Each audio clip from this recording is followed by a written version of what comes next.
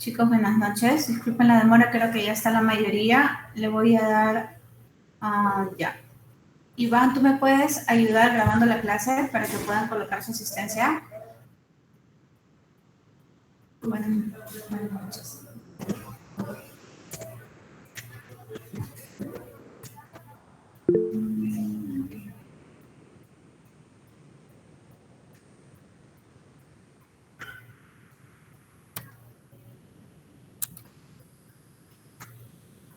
Ya, chicos, buenas noches. Entonces, vamos a empezar con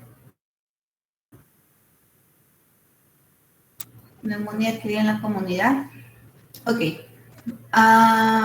Bueno, la neumonía es una patología bastante común que ustedes van a poder ver de manera frecuente cuando hagan sus prácticas hospitalarias o de repente en la consulta ambulatoria también se puede presentar.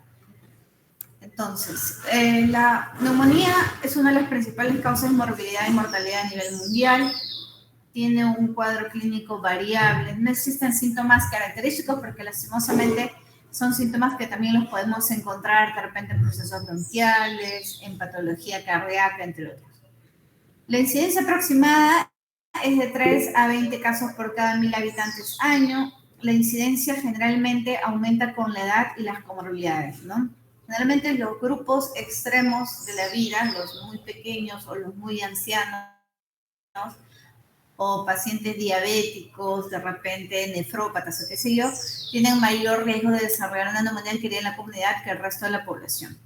En aproximadamente el 40% de los casos de la neumonía van a requerir un manejo hospitalario y el 10% de estos puede inclusive requerir un manejo en una unidad de cuidados intensivos. La mortalidad global estimada es de aproximadamente un 10% en este tipo de pacientes. Ahora, ¿cuáles son los factores de riesgo para neumonía adquirida en la comunidad? En primer lugar, ya les mencioné el grupo etario, ¿no? A mayor edad, mayor riesgo. Recordemos, esto tiene que ver mucho también con el estado de salud, el estado funcional de las personas, ¿ya? Obviamente, pacientes que tienen secuelas neurológicas, que van a tener una alteración de lo que es el reflejo de la tos, de la deglución, pues probablemente tengan un mayor riesgo de tener una neumonía que el resto de personas. Entonces depende de la condición también. Pero en sí, la edad está estimado que una persona que tiene más de 60 años tiene 2 veces más riesgo que el resto de la población de desarrollar una neumonía. Los que tienen más de 70 años aumenta el riesgo en 3 veces y más de 75 años hasta 4.5 veces. Morbilidad crónica, una patología respiratoria de fondo, probablemente de repente un EPOC, una enfermedad pulmonar intersticial, entre otros. La patología cardíaca también, diabetes mellitus, sobre todo pacientes mal controlados, pacientes nefrópatas, de repente aquellos que están en estadios avanzados, puesto que acuden frecuentemente a los servicios de salud, van a tener una exposición más frecuente, otro tipo de gérmenes de repente, y porque obviamente esto conlleva cierto grado de inmunosupresión, lo mismo que en el caso de las hepatopatías, epilepsias, va a haber una alteración, de repente hay mayor riesgo de neumonía aspirativa. Sí, los pacientes con demencia también, problemas de la dilución, pacientes inmunosuprimidos por VIH, cáncer, entre otros. Otro factor de riesgo es la historia de neumonía previa. Basta que el paciente haya tenido un antecedente de un episodio de neumonía, tiene entre 2.3 a 6.3 veces más riesgo de poder desarrollar una neumonía. Los pacientes fumadores tienen un riesgo, sobre todo aquellos que consumen 20 cigarrillos al día. Los pacientes alcohólicos, malnutridos, inmunosuprimidos, institucionalizados son aquellos que están internados en las casas de reposo. Pacientes que usan terapia inhalada, por ejemplo, los corticoides inhalados de larga data están asociados a un aumento de riesgo de infecciones respiratorias, en este caso neumonía. Inclusive los que sufren oxigenoterapia domiciliaria también, porque de por sí esto me lleva a pensar que hay una enfermedad pulmonar crónica, y además porque los equipos en sí, ¿no? También pueden ser un foco de infección. Tratamientos con corticoides orales, porque esto a largo plazo, por ejemplo, pacientes con conectivopatías, artritis reumatoide o otro tipo de enfermedades autoinmunes pueden requerir tratamiento con corticoides de manera prolongada y eso me puede generar inmunosupresión. Antecedentes de infección viral previa, ¿no? Generalmente es frecuente que posterior a una infección viral haya un cuadro asociado de un proceso infeccioso bacteriano. Otros factores ambientales o estilos de vida, por ejemplo, mala higiene dental, obesidad, hacinamiento, también contacto habitual con niños. En lo que se refiere a fisiopatología, nosotros vamos a tener que los gérmenes más habituales relacionados a la neumonía son el Streptococcus pneumoniae, conocido como neumococo, la Haemophilus influenzae y Bacillus gramineae. Estos generalmente van a ingresar al tracto respiratorio inferior mediante la aspiración de secreciones faríngeas. Por lo tanto, el mecanismo habitual de adquisición de la neumonía adquirida en la comunidad es por una microaspiración, ¿sí? Existen episodios normales de microaspiración en individuos sanos durante el sueño, pero la progresión a neumonía es rara. ¿Por qué? Porque estamos hablando de un volumen pequeño, de repente la flora de la cavidad oral no es tan patógena como en otro tipo de circunstancias, ¿no? Entonces, ¿cuándo es que puede haber una progresión a una neumonía en sí? Va a depender del inóculo de las bacterias patógenas, ya el tipo de flora que ha sido aspirada, el volumen del aspirado, la cantidad que la persona se ha aspirado en sí, la frecuencia con que ocurre esta aspiración y la virulencia de las bacterias aspiradas. De igual manera, también depende del tipo de flora que haya normalmente en la orofaringe de ese tipo de individuos, ¿no? Existe mayor riesgo de organismos virulentos en aquellos individuos que tienen desnutrición crónica, alcoholismo y diabetes. ¿Esto por qué? Porque puede haber alteración en las deficiencias de las inmunoglobulinas, alteración en complemento, fibronectinas salivales, las cuales justamente tienen el propósito de evitar la unión a esas superficies de las bacterias, ¿no? Ahora, existe menos frecuente, pero también se puede presentar la etiología por micoplasma, clamidia neumonía y legionela, ¿no? Generalmente el mecanismo de ingreso, de adquisición de ese tipo de bacterias o por virus es a través de la vía inhalada, que uno inhala estos microorganismos.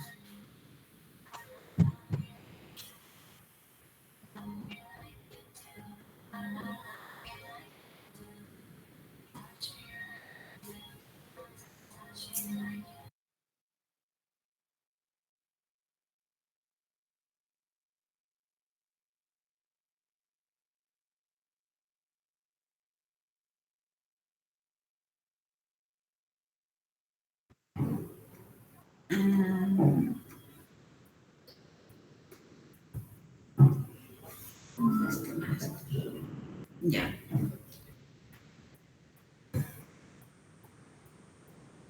Entonces, este es el gráfico que más o menos nos dibuja cómo sucede lo que es la aspiración. Vean ustedes que llegan los patógenos al espacio alveolar mediante la microaspiración fundamentalmente.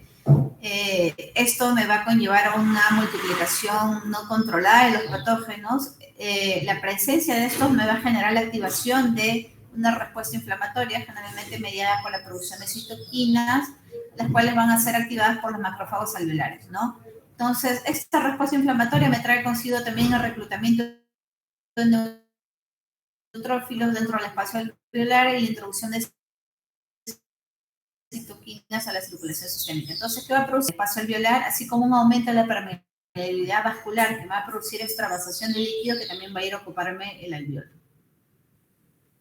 Entonces, les mencioné que la etiología, fundamentalmente, como podemos ver en el cuadro, la causa más frecuente es el Streptococcus pneumoniae, Haemophilus influenzae también bastante frecuente, bacterias atípicas como micoplasma, clamidia, entre otros.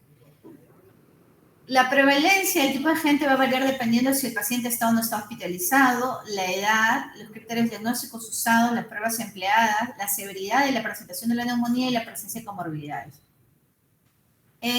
Hasta en un 50% de los casos es desconocido, porque normalmente no se hacen pruebas para la detección del agente etiológico, ¿ya? Generalmente una vez que uno sospecha el cuadro se inicia la terapia y no se toman muestras.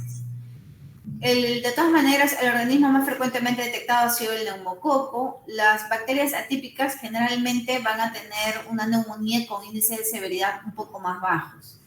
Las bacterias gram negativas como enterobacterias y pseudomonas aeruginosa generalmente me van a producir neumonías mucho más severas. Existe una frecuente asociación entre infección por virus de la influenza y neumonía por Staphylococcus aureus, siendo el principal factor de riesgo de una neumonía por Staphylococcus generalmente una infección por virus influenza. En lo que respecta a los pacientes con VIH, el neumococo sigue siendo la etiología más frecuente cuando la inmunidad celular es aceptable, cuando tiene un CD4 mayor a 200. Sin embargo, una vez que el paciente ya está en un estadio avanzado, que tiene un CD4 menor de 200, la principal causa de neumonía en estos pacientes suele ser la infección por neumocitis girovesi, que es la neumocitosis. ¿Ya?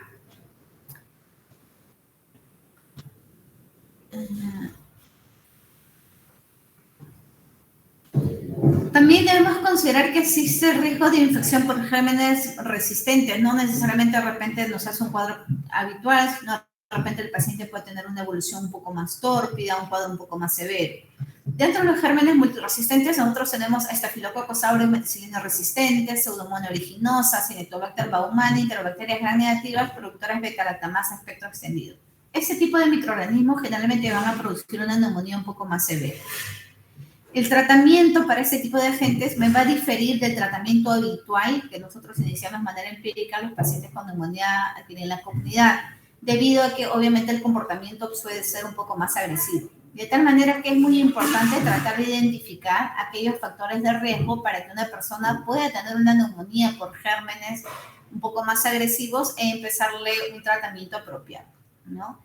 El score en sí, para yo decir, uno de los scores usados para yo ver si el paciente tiene un riesgo o no de infección por un microorganismo un poco más agresivo o por microorganismos resistentes, se le podría llamar, es el PES score. ¿Ya? El PES score le toma en cuenta la edad, más de 65 años, que sea sexo masculino, que haya un uso previo de antibióticos, sobre todo hablamos en los últimos 90 días, que haya una enfermedad respiratoria crónica de base, una enfermedad renal crónica, ¿no? Y pues, si el paciente llega a la emergencia, una alteración del nivel de conciencia o una clara evidencia de una neumonía aspirativa, a veces se encuentra el rastro de secreciones o alimentos en la boca, y la presencia de fiebre con.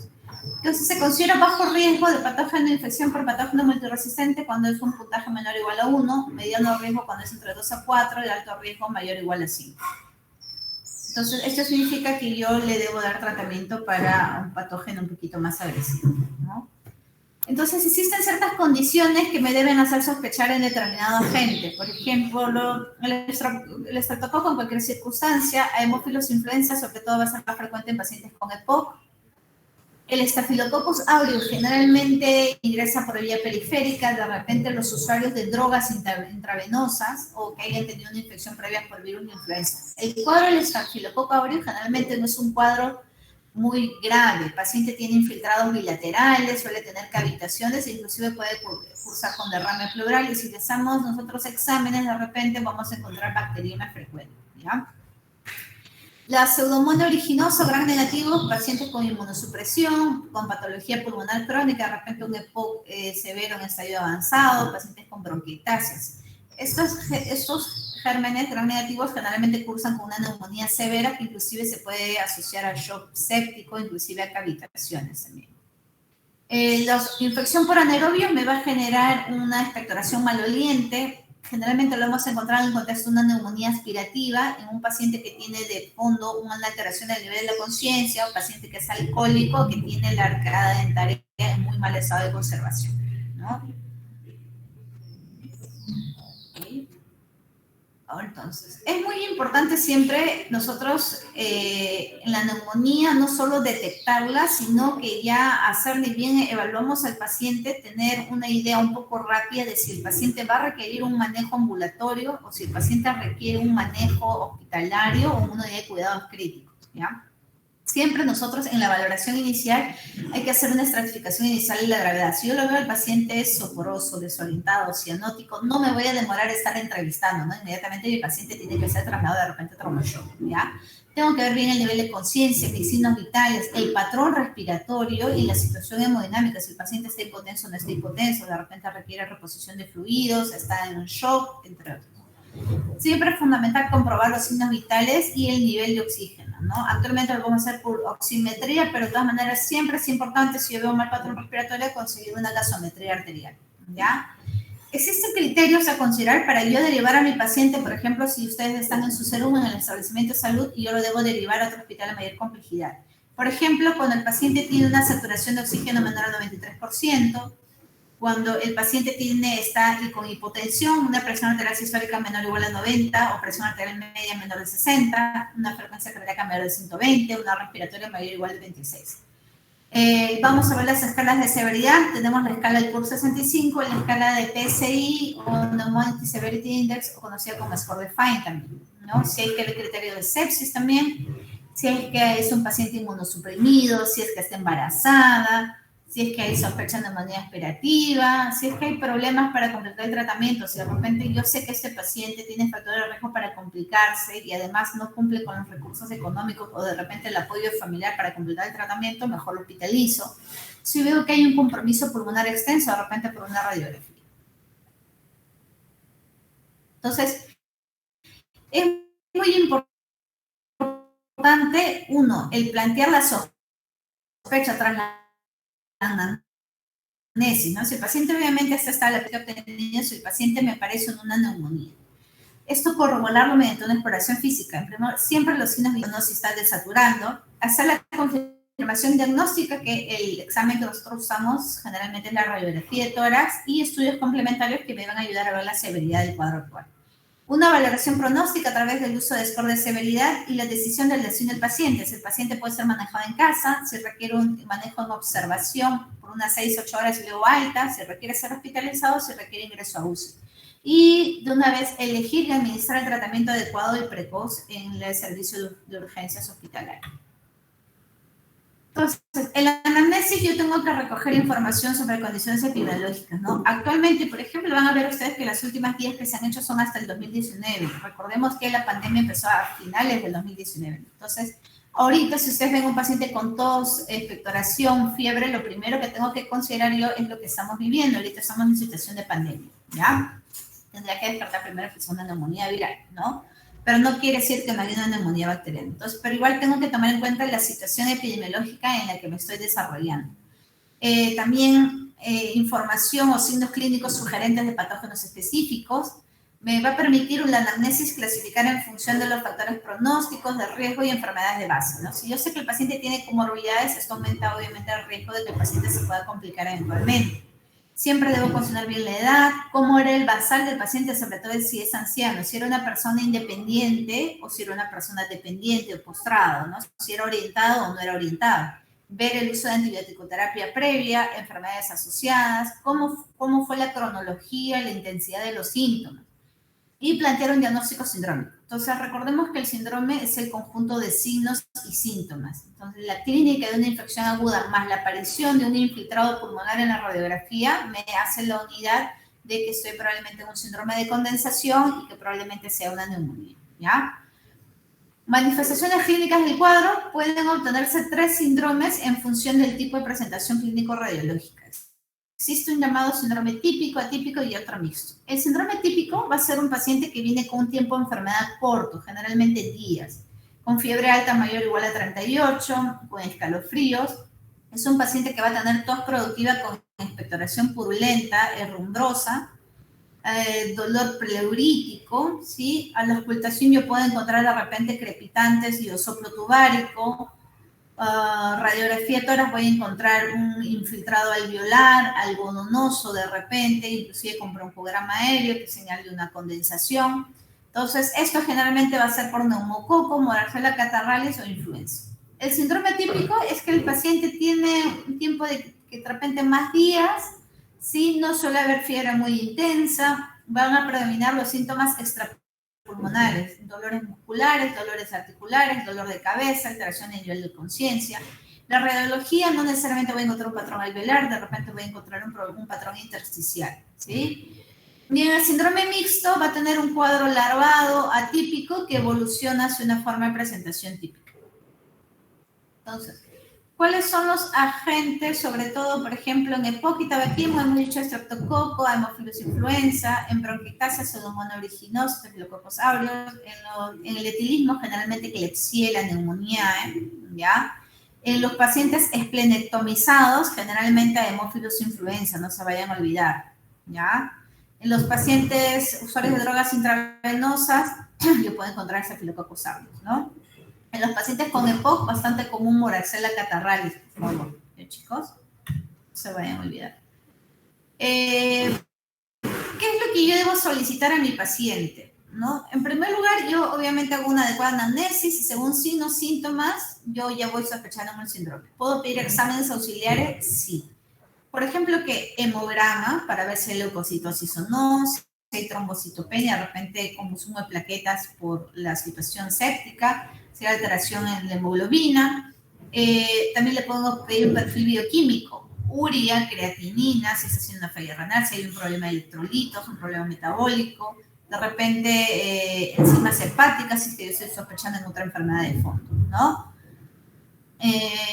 Algunos tipos de marcadores séricos inflamatorios, por ejemplo, proteína C reactiva, aunque mucho mejor es la procalcitonina, que ahora lo vamos a ver.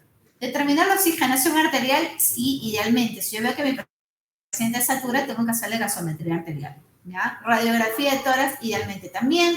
Tinción de grano y cultivo de esputo es con limitaciones, es una recomendación débil. O sea, las tres primeras sí deben hacerse, recomendación débil no de rutina pedimos cultivo de esputo, no. Generalmente empezamos ya el tratamiento antibiótico porque generalmente, sobre todo si está en un cuadro típico, es una neumonía por neumococo y ya le planteo el tratamiento habitual. Hemocultivos, recomendación débil. O sea, están viendo, no a todos se les pide cultivos de esputo ni tampoco hemocultivos. Diagnóstico microbiológico intensivo, búsqueda, aspirados, todo para guiar a la gente, tampoco, ¿ya? Salvo que el paciente tenga una mala evolución clínica que no mejore con la terapia instaurada en 48 a 72 horas, le obtengo la muestra. Si no, de lo contrario, no estoy tomando rutina a todos. Un diagnóstico inmunológico tampoco es obligatorio. Entonces, tenemos varios tipos de marcadores inflamatorios. Tenemos la procalcitonina, que me va a ayudar bastante, sobre todo para descartar de repente procesos de neumonía viral o neumonía bacteriana. Un valor positivo se considera altamente sugestivo de neumonía por neumococo, sobre todo mayor a 0,85. Y mayor a 1 hay alto riesgo de bacteriemia, ¿no? Tenemos la proadrenomedulina también, nos habla más que todo de mortalidad, ¿sí? Un valor mayor a 10 nos habla de probable ingreso a UCI, un valor mayor a 5, mayor mortalidad a 30 días, ¿no? Mayor a 1.5 me habla de necesidad de ingreso a unidad hospitalaria. Tenemos la PCR, ¿no? La proteína C reactiva, generalmente un punto de corte mayor o igual a 60 miligramos me habla de probabilidad de neumonía bacteriana. Por debajo, más que todo, una respuesta inflamatoria, ¿ya? Mayor o igual a 125, hay alta probabilidad de que sea una neumonía típica, mayor a 200 predicción de bacteriemia. O sea, cuando nosotros vemos que por PCR de 5, 10, 15 le están empezando antibióticos, no es lo ideal. El punto de corte para un proceso infeccioso bacteriano es mucho más alto. El lactato es bastante bueno porque predice mortalidad. Un lactato mayor a 2 me habla de que el paciente probablemente no está en buen estado. Mayor a 2.5 tiene mayor riesgo de mortalidad. Mayor a 3.5 a 4 tiene un riesgo de mortalidad elevada entre los 7 a 30 días del diagnóstico de neumonía. Entonces, los puntos de corte, sobre todo para procalcitonina, bacterias atípicas, o sea, podríamos estar en la duda 0.22, 0.5. Bacterias típicas, generalmente mayor a 1. Entonces, mayor a 1, yo probablemente tengo que pensar que estoy frente a una neumonía bacteriana. Miren, un valor menor a 0.05, probablemente totalmente negativo y probablemente estoy frente a un cuadro de neumonía viral. La procalcitonina anteriormente no era muy usada en nuestro medio, sin embargo, a raíz de la pandemia se está usando ya bastante frecuente esto y se ha visto que efectivamente muchos de los pacientes pueden venir inclusive con PCR alto, producto de la respuesta inflamatoria, pero procalcitonina bajo, negativo. Entonces, eso ha disminuido bastante el uso indiscriminado de antibióticos que se daba en la primera ola, que se le daba a todos, ¿no? Siendo una etiología viral, no debería darse antibióticos, no debería usarse antibióticos. ¿Qué tipo de lesiones me va a producir en la radiografía la neumonía? Me puede producir varios tipos de lesiones. Por ejemplo, tenemos en la radiografía A, yo tengo es una radiografía expirada en anteroposterior, ¿ya? Voy a encontrar una imagen, un patrón alveolar en el lóbulo superior derecho, asociado también a un patrón aparentemente intersticial en el lóbulo superior izquierdo. Sin embargo, eso puede ser algo no necesariamente ficticio, ¿no? ¿Por qué? Porque como está hipoventilado, puede dar un falso positivo.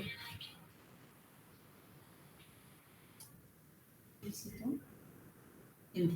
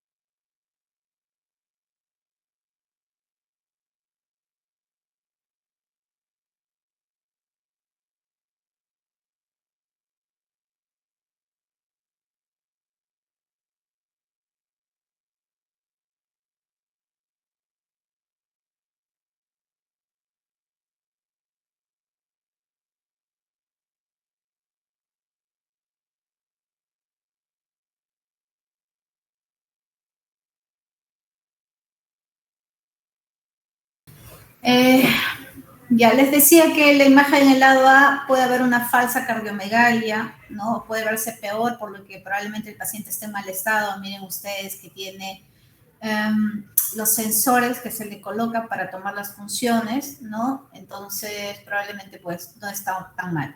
En la imagen B vemos más que todo un patrón intersticial, sobre todo es iliofugal, un poquito de compromiso nodular también, pequeño.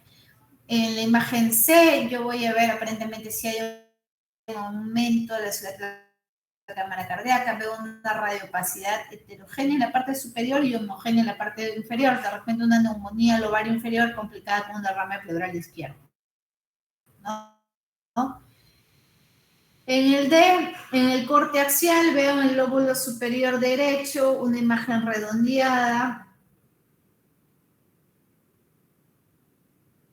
de paredes irregulares con un nivel en su interior, de repente una neumonía necrotizante. En E yo veo a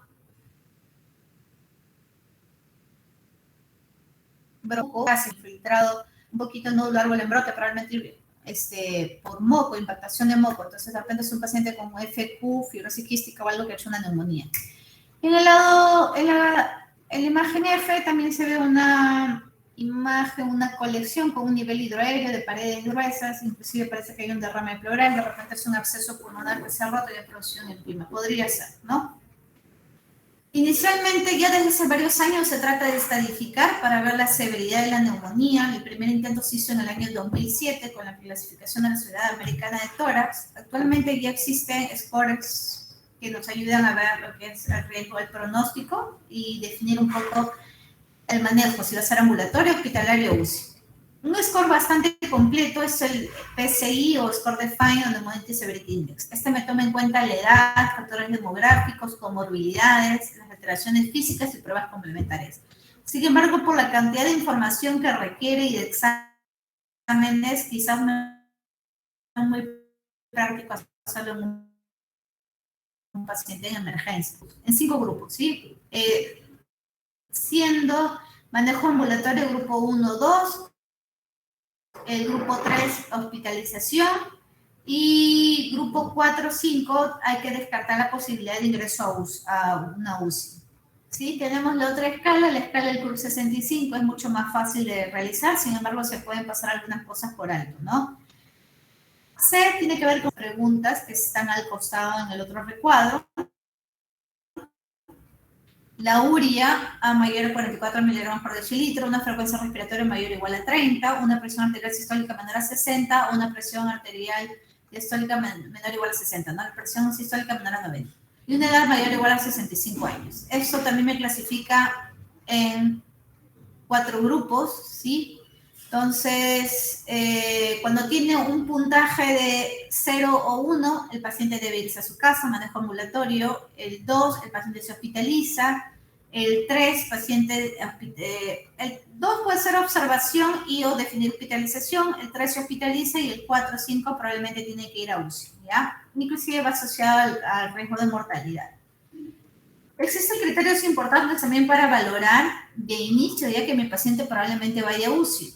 Uno, la necesidad de ventilación mecánica. Paciente que tiene mal patrón respiratorio, frecuencia respiratoria mayor a 30, trastorno del sensorio, que requiere inotrópicos, paciente que tiene un PAFI, una relación entre la presión arterial de oxígeno y la fracción inspirada de oxígeno menor a 100, ¿no? Esos son criterios de necesidad de ventilación mecánica. Ok, es shock séptico. El paciente que tiene shock séptico, que requiere inotrópicos vasoactivos, tiene que ir a una UCI, ¿ya?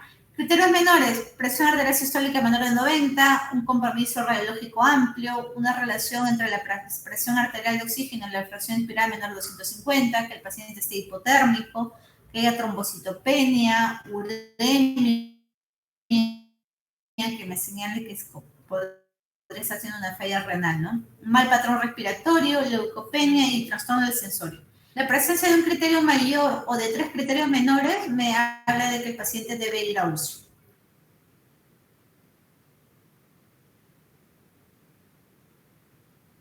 Existe otro criterio también para valorar un poquito más intensivo. Este es el PES score, riesgo de severidad, el SCAP, ¿sí? Entonces, por ejemplo, criterios mayores, un pH menor de 7.30, que el paciente está entrando en una acidosis, y una presión arterial sistólica menor de 90 milímetros por mercurio, que de repente el paciente requiere manejo con vasoactivos, ¿sí? Criterios menores, confusión, urea, eres de respiraciones mayor a 30, se considera un mal patrón respiratorio. En cualquier momento el paciente se agota, puede entrar en paro, ¿ya? Compromiso multilobar, compromiso de varias partes de los pulmones, o de oxígeno, me habla de la presión arterial de oxígeno, o la presión arterial de oxígeno en gasometría arterial menor a 54, o un PAFI menor a 250, ¿sí? Y 80 de edad media igual a 80, le da 5 puntos. Un paciente que tiene más de 20 puntos es un paciente de alto riesgo que probablemente va a requerir ventilación mecánica, manejo intensivo y debería ser trasladado a una UCI. Otro score similar también que me habla del riesgo de necesidad de vasopresores o de ventilación mecánica, es decir, el riesgo de ingreso a UCI, es el score SMART-CoP, ¿ya? Entonces, ¿qué diferencias se plantean entre la guía del 2007 y la guía del 2019 respecto a las medidas o los exámenes a tomar en el caso de los pacientes con neumonía adquirida en la comunidad? Para empezar, el cultivo de esputo 2019 no está recomendado en pacientes. No, ahora solo está recomendado en pacientes con enfermedad severa por neumonía, ¿ya? El hemocultivo también enfermedad severa por neumonía, de lo contrario no. Monoterapia con macrólidos es una recomendación condicional para pacientes de manejo ambulatorio y eso tiene que basarse en los antecedentes de resistencia que hay en la comunidad a este tipo de fármacos, ¿sí? En el sentido de que haya perfiles de resistencia, si es que los gérmenes en dicha comunidad habitualmente son resistentes o no a citromicina. El uso de procalcitonina no es recomendado para determinar la necesidad de inicio de terapia. Es decir, si yo pienso que es neumonía, le debo empezar tratamiento y ya después le pido la procalcitonina, no al revés. El uso de corticoides. No está recomendado el uso de rutina de corticoides en el paciente con neumonía. Se debe considerar en el caso de shock séptico refractario. Es decir, que no mejore con fluidos, entonces que yo requiero vasoactivos, le debo dar corticoides, ¿ya? La neumonía asociada a servicios de salud actualmente ya no se usa esta denominación. Ya se pone énfasis en la epidemiología local y la necesidad de valorar los factores de riesgo para patógenos multiresistentes. ¿Ok? El tratamiento empírico estándar para la neumonía severa, ambos asociados con evidencia a favor de la combinación de macrólidos con betalactámicos. El uso de rutina de imagen de tórax para seguimiento no se recomienda de manera rutinaria, salvo que el paciente no mejore o yo estoy buscando alguna otra condición, de repente cáncer. Entonces, en el proceso diagnóstico, sintomatología, fiebre, tos, expectoración, dolor torácico, dificultad respiratoria. Medir siempre signos vitales, medir la oximetría, ver el patrón respiratorio, ver si hay inestabilidad hemodinámica, ver nivel de conciencia. A la ocultación, crepitantes que voy a encontrar que están a la final de la inspiración, puedo encontrar suelo tubárico también, matidez, ¿sí? Analítica general, hemograma, perfil de coagulación, de repente, perfil renal, hepático, electrolitos, marcadores inflamatorios como PCR, procalcitonina, gasometría arterial, si es que veo que el paciente tiene mal patrón respiratorio, está desaturando, una radiografía de tórax. Si yo en todo esto encuentro una condensación de neumonía, tengo que ver la gravedad, ¿no? El paciente requiere UCI o requiere manejo ambulatorio. Si no hay condensación, tengo que pensar otras etiologías, bronquitis, reagudización, entre otros. El tratamiento. Entonces, el tratamiento va a depender mucho de la severidad de qué tipo de germen que estoy sospechando. Generalmente para el paciente de manejo ambulatorio, este es para las guías clínicas en Norteamérica, la última del 2019, ¿no? Para el paciente ambulatorio, por la facilidad de uso y por lo que es solo una vez al día la posología de los macrólidos, se aconseja darle macrólidos, obviamente, ¿ya?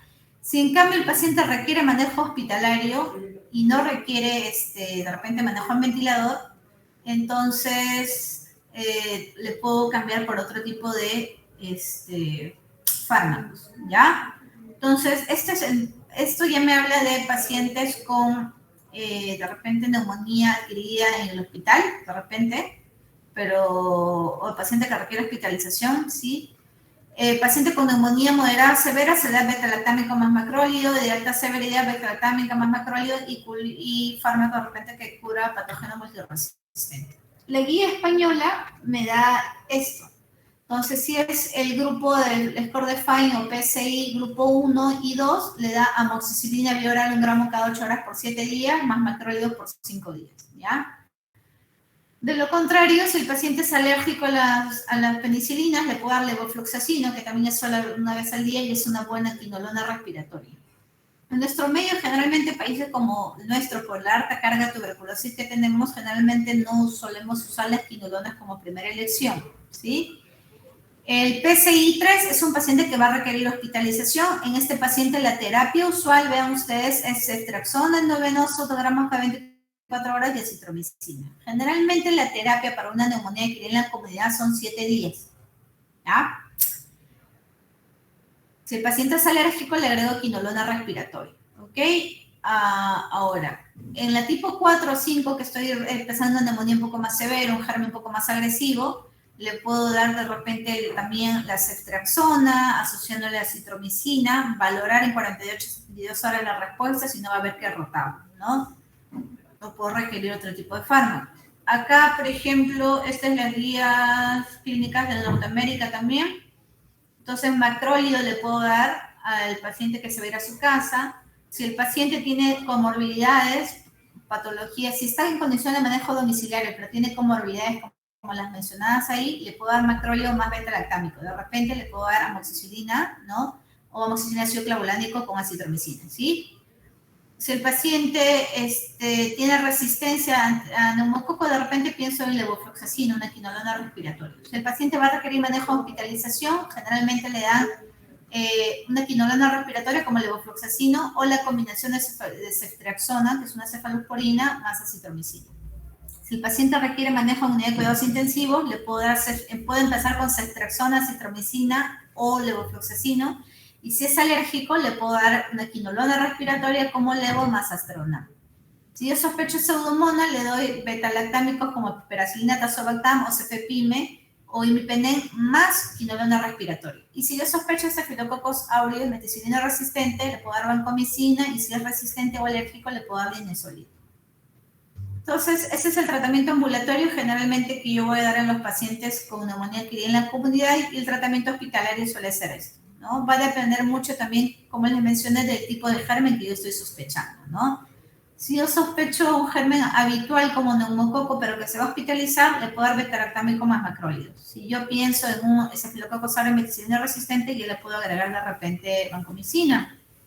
Y si yo pienso en pseudomonas o algo, de repente ceftamica o piperacilina tazobactam, entre otros.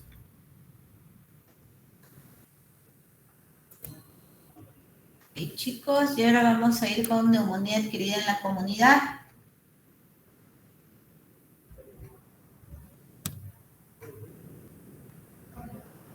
Ok, neumonía adquirida en la comunidad. Entonces, al igual que la neumonía nosocomial, ¿no? Ambas son una infección del parénquima pulmonar que va a ser causada por agentes infecciosos, bacterias, virus, hongos. ¿De qué viene el concepto de neumonía nosocomial o neumonía intrahospitalaria? Que es lo mismo, ¿no? HAP es de Hospital Acquired Pneumonia, ¿ya? Entonces, es la infección que va a ser adquirida después de estar al menos 48 horas hospitalizado. Es decir, que si ustedes tienen un paciente que vino de repente, qué sé yo, por una infección del tracto urinario, sin problemas respiratorios, sin nada, se quedó en observación de emergencia por 3 días y al tercer día le aparece una imagen radiográfica o tos productiva, todo eso es una neumonía intrahospitalaria, ¿ya? Pero si el paciente hoy día vino por una infección urinaria, mañana tiene con tos con expectoración, se sigue considerando como neumonía adquirida en la comunidad. Entonces tiene que estar al menos 48 horas hospitalizado para yo decir que es una neumonía nosocomial o intrahospitalaria. ¿Ok? Entonces, ¿cómo lo identifico? La aparición de una nueva lesión en la radiografía, más clínica también nueva de empeoramiento, ¿no? Que el paciente, supongamos que él vino por una neumonía, pero que en 4 o 5 días que había mejorado, otra vez comienza con fiebre, hay nuevamente expectoración o cambios en la expectoración. De repente el paciente viene por un EPOC exacerbado y a los 5 días de estar hospitalizado, cambia la expectoración, de ser mucoide clara se torna amarillo verdoso, hace fiebre, le aparecen nuevas imágenes en la radiografía, entonces eso me debe hacer pensar en una neumonía intrahospitalaria, ¿ya? Se considera que es precoz cuando se presenta entre el segundo y el quinto día, menos de 5 días, y tardía cuando se presenta del quinto día en adelante de hospitalización. ¿Esto para qué me sirve? Para ver el tipo de germen que me puede estar causando la neumonía. Tenemos el concepto de neumonía asociada a ventilación mecánica, como su nombre le dice, es cuando el paciente está intubado o conectado a ventilador, ¿ya? Esto es aquella que se produce 48 horas después de la intubación endotraqueal. ¿Qué patógenos? Los mismos patógenos pueden ser los responsables. La progresión, ya habíamos dicho de qué depende, que generalmente la principal causa es por microaspiración. La progresión a enfermedad, a neumonía propiamente va a depender del inóculo, el volumen del aspirado, frecuencia de aspiración y la virulencia. Habíamos dicho también que en individuos con ciertas comorbilidades va a haber organismos más virulentos en la cavidad orofaringea. Ahora, hay que tomar en cuenta un factor adicional. En los pacientes hospitalizados, el sistema inmune va a estar deprimido. No va a haber un adecuado reflejo de la deglución ni del reflejo tusígeno. Así como también va a haber una alteración del sistema mucociliar, ¿no? No va a funcionar adecuadamente. Recordemos que el sistema mucociliar tiene que ver con los bronquios tienen cilios en sus paredes, un músculo que se contrae, glándulas productoras de moco, de tal manera que las partículas que nosotros respiramos, que no deben ingresar, se quedan atrapadas ahí, ¿no? Y se contrae el bronquio, los cilios lo barren, y eso lo barren hacia la parte superior, y nosotros lo deglutimos. Eso es lo normal. Pero cuando no funciona adecuadamente este mecanismo, ¿qué es lo que pasa? Se quedan ahí esas sustancias patógenas y comienzan a proliferar y viene la neumonía, ¿ya? Y también obviamente que el paciente generalmente que se hospitaliza es porque tiene comorbilidades. Entonces, habíamos hablado también de las bacterias intracelulares. El mecanismo suele ser similar a la de la neumonía adquirida en la comunidad, lo que va a cambiar en sí es el agente. Entonces, generalmente la etiología más frecuente de neumonía nosocomial va a ser cocos gram positivos, como Staphylococcus aureus y Streptococcus pneumoniae. Gram negativos, a la cabeza Pseudomonas, Klebsiella, Enterococcus coli, Enterobacter. Los virus o influenza va a depender del cambio de estación o fuerte asociación con infección bacteriana, ¿no? Entonces, en ese tiempo también, si nosotros tenemos un paciente en tiempo de pandemia que ingresa por una causa y comienza a hacer fiebre, debo pensar en una infección intrahospitalaria con COVID también, ¿por qué no? Probablemente, ¿ya? Caramelos multiresistentes, ya habíamos hablado de esto también. Staphylococcus aureus meticilina resistente, bacterias productoras de beta-lactamasa espectro extendido. Entonces, ¿qué tenemos? El PC-score, ¿sí? Entonces, ¿de qué me va a depender la neumonía por patógenos multiresistentes? Me va a depender uno de los factores del huésped, si es que el paciente ha estado hospitalizado por mucho tiempo, si es que se han usado antibióticos recientemente en los últimos 90 días, si es que tiene una lesión pulmonar previa. También depende de los factores del hospital. ¿Cuánto tiempo ha estado hospitalizado? Ya dije que no es lo mismo los que tienen menos de 5 días a los que tienen 5 días a más. El patrón de resistencia al hospital. Generalmente, por ejemplo, acá en la unidad de intermedios es bastante frecuente el Cinetobacter baumannii resistente a todos o lo sensible a colicipiña, pues al paciente que crea Cinetobacter, ¿no? Entonces, en otros hospitales más frecuente de repente es la Pseudomonas aeruginosa, ¿sí? En otros va a ser la estenotrofomona. Entonces, depende mucho del patrón de resistencia del sitio donde está el paciente. Entonces, ambos factores, los factores del huésped y el hospital, me condicionan el riesgo de neumonía por patógeno multiresistente.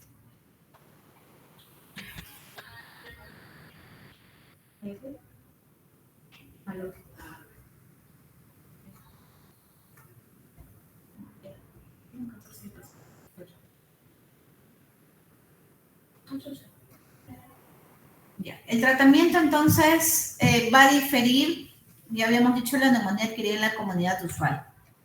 Ahora, existen factores de riesgo para neumonía nosocomial y asociada a ventilador. Entonces, los factores de riesgo, sobre todo para neumonía nosocomial, es la edad, enfermedad pulmonar previa, el tiempo de hospitalización, inmunosupresión, la presencia de sonda nasogástrica, cirugía abdominal previa, cirugía torácica, depresión del nivel de conciencia. ¿Cuáles son los principales factores de riesgo para patógenos multiresistentes? El más importante es la sociedad ventilador, pero neumonía adquirida en la comunidad, que es en el hospital, que es HP, es el uso antibiótico endovenoso en los últimos 90 días, ¿ya? Principal factor de riesgo para patógenos multiresistentes. El diagnóstico lo podemos hacer microbiológico en pacientes con vía aérea artificial, estamos hablando de neumonía asociada a ventilador que tienen tubo endotraqueal. En este tipo de pacientes podemos usar el diagnóstico mediante métodos no invasivos, aspirado traqueal. Se considera positivo cuando el recuento de colonias le sale mayor a 10 a la 6. Cultivo de esputo tiene que ser una buena muestra. Se considera buena muestra cuando tiene mayor o igual a 25 leucocitos por campo y menor o igual a 10 células epiteliales. Es importante, también le podemos hacer hemocultivos, estudio líquido pleural, si es que obviamente hay derrame pleural, o si de sospecha legionela, pedir antígenos en orina. Medios invasivos, catéter telescopado, se considera positivo cuando me salen mayor a de 10 al cubo unidades formadoras de colonia, y un lavado broncoalveolar es positivo cuando tiene mayor a 10.000 unidades formadoras de colonia. Tenemos el score que yo uso para el diagnóstico de neumonía intrahospitalaria, es el score CEPIS. ¿Ya? Ese me toma en cuenta las secreciones traqueales, los nuevos infiltrados en la radiografía, las variaciones en la temperatura, cambios en los leucocitos, la relación del PAFI y si hay o no estudios microbiológicos positivos y negativos. Cuando el puntaje del score CEPIS es mayor o igual a 6, es altamente sugerente, con una sensibilidad y especificidad más o menos del 80% de neumonía intrahospitalaria. Exámenes auxiliares, lo mismo. Hemograma, bioquímica, perfil de sepsis, gasometría arterial, radiografía de tórax, tomografía inclusive, ¿no? El uso de marcadores, procalcitonina, PCR, Stream 1, estos marcadores sobre todo me sirven para el seguimiento y ver la respuesta al fármaco, no me deben servir para el diagnóstico, no tampoco me delimitan si debo o no iniciar tratamiento. Se usa más que todo para seguimiento, esa es pregunta de examen. Las alteraciones radiológicas pueden ser las mismas, no existe alguna lesión que me diga, ay, esta es adquirida en la comunidad, esta no. Esta me sirve para ver por qué son hospitalarias, porque en la primera imagen del lado derecho yo veo más que todo, hay un poco de atrapamiento aéreo, no veo radiopacidades, sin embargo en la del lado izquierdo yo veo una radiopacidad en la base del pulmón derecho que no estaba en la previa, entonces es una neumonía intrahospitalaria. ¿Qué medidas podemos tomar? Medidas preventivas, pueden ser modificables. Los factores de riesgo tenemos en cuenta los modificables y no modificables. Entonces, los modificables obviamente puedo actuar. Lavado de manos, buena higiene de manos, uso de tubos endotraqueales recubiertos con plata para impedir, esto hace más difícil que se colonicen por bacterias, que se forme el biofilm, ¿no?